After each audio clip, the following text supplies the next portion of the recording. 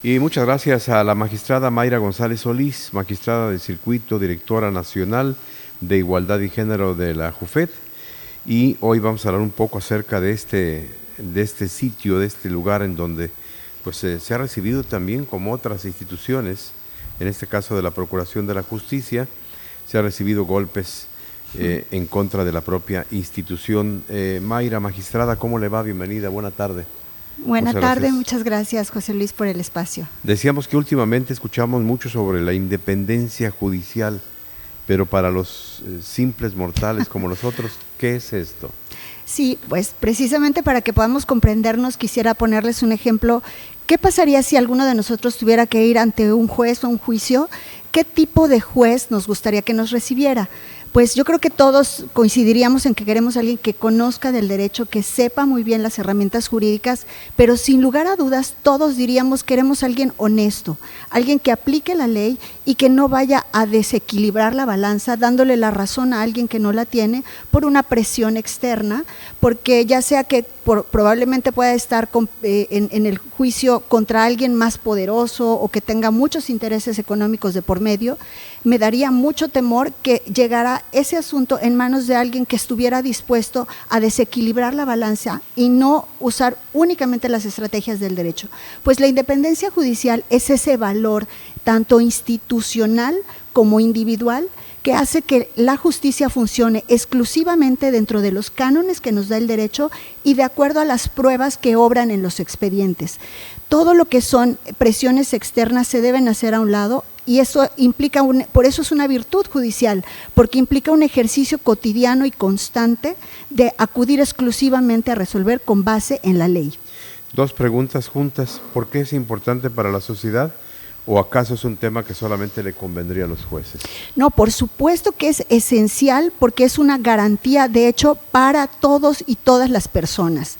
La independencia judicial, desde luego que nos importa a los jueces porque, como comentaba, es una virtud ética, pero sin independencia, imaginemos este sistema en el cual el juez puede pues caer en la presión que le hagan cualquier otra persona externa al juicio y pues entonces estaríamos hablando de que no hay justicia. Entonces, una independencia judicial auténtica es la que garantiza, protege el verdadero acceso a la justicia. Por eso todas las personas deberíamos estar interesados en el sistema judicial y en que esté basado en jueces y juezas independientes.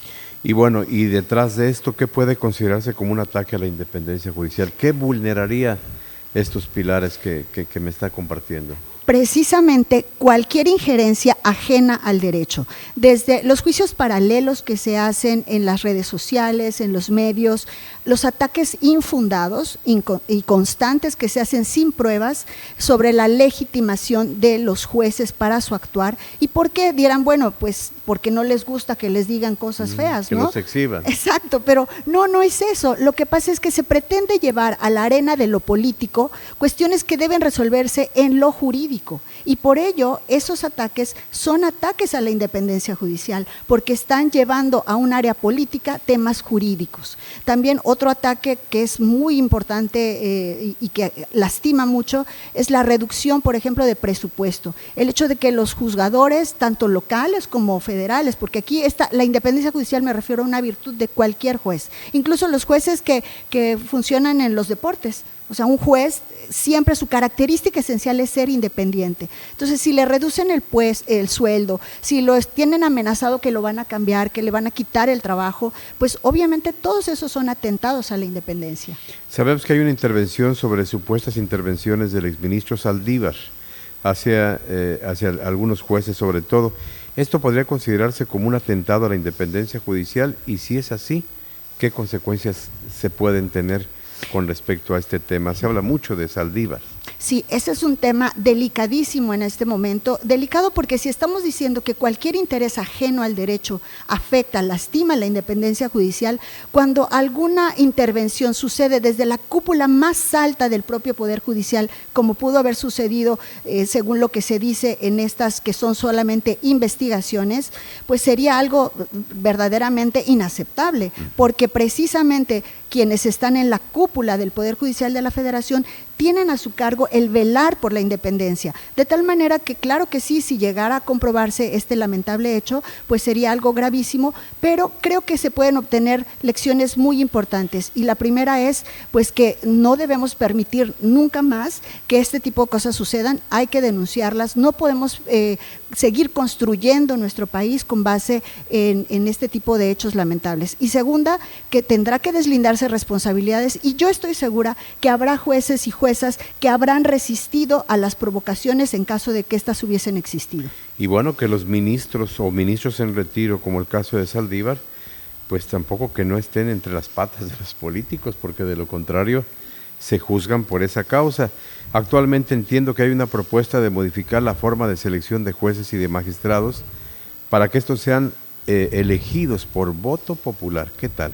¿Le parece buena esta idea o qué riesgos representa para la sociedad, juzgada en este caso por ustedes? Sí, muchas gracias. Ese es un tema importantísimo, de hecho es muy complejo, es un tema de teoría constitucional e incluso de filosofía del derecho, que se simplifica muchísimo en las redes sociales y en los medios. Entonces voy a tratar de simplificarlo yo también para que el auditorio nos comprenda. Sí, el tema aquí radica esencialmente en cómo seleccionar a los jueces que nos van a representar, digámoslo así, en los juicios. Entonces, una teoría, un modelo, concibe, y esta es una discusión que data desde el siglo pasado, desde 1930, concibe a la Constitución como un elemento político, de organización. Entonces, si es un elemento político, quienes deben cuidar y cuidar que se respete esa Constitución deben ser también políticos, órganos emanados de las decisiones políticas. Entonces, este es un Estado en el que prácticamente totalmente todo es político, la emisión de las leyes, el cuidado de las leyes, la ejecución de las leyes. En el otro modelo, la Constitución no solamente es este cuerpo político que nos dice que somos una república, que somos independientes, sino también es considerada como una norma jurídica, una norma que protege los derechos humanos de todas y de todos. Entonces, cuando alguien viola esa norma, no viola un pacto político, viola derecho vivo, y por lo tanto se requiere de un tercero ajeno a intereses políticos para que vuelva a restablecer ese orden. Es en ese modelo en el que se inserta actualmente la elección, la designación de jueces y magistrados por carrera judicial. ¿Quién elige hoy? Hoy, en el caso de los poderes locales, cada entidad federativa tiene sus propias formas de designación. En el Poder Judicial de la Federación, nosotros somos elegidos por algo que llamamos la carrera judicial. Empezamos desde las bases más pequeñas mediante concursos de oposición, vamos juntando puntos en el camino, hagan de cuenta como un escalafón, y nuestros estudios, nuestros exámenes, nuestra antigüedad, todo ello cuando llegan los concursos se concursan. Hay concursos de 1,500 personas, de 800 personas, en las que solamente se resuelve 30 o 60 personas a veces, son muy demandantes y de verdad las personas que están ahí son gente muy comprometida y muy valiosa con México. Es el famoso servicio profesional de carrera, ¿no? De carrera judicial. Que en este país, en general, funcionó en este país en algún tiempo, ¿no? Sí. Incluso en relaciones exteriores era una divisa de ética. Exacto. ¿Cómo puede preservarse esta independencia judicial, ya para cerrar? Bueno, hay muchos mecanismos, las organizaciones internacionales como la ONU, la Corte Interamericana, dan varios elementos y entre ellos los más destacables son que exista por lo menos una base mínima de presupuesto para que los tribunales no tengan que estar negociando su dinero con el cual tengan que pagar su infraestructura. Y dos, por ejemplo, para mí sería muy importante el que los jueces y magistrados verdaderamente sean respetados por sus sentencias y que las sentencias no se lleven a la discusión de la arena política, sino de lo jurídico. Lo que no puede ganarse en lo jurídico no se debe discutir en lo político. Y pues si me permite una analogía, es que la independencia judicial es como esa agua que brota de los grifos de la llave, esa agua potable desde luego, que no sabemos que la tenemos hasta que abrimos la llave y sale contaminada o de plano no existe. O sea que esperamos que México nunca llegue a esa sequía. ¿¿Cuál es aquella frase para cerrar que decía que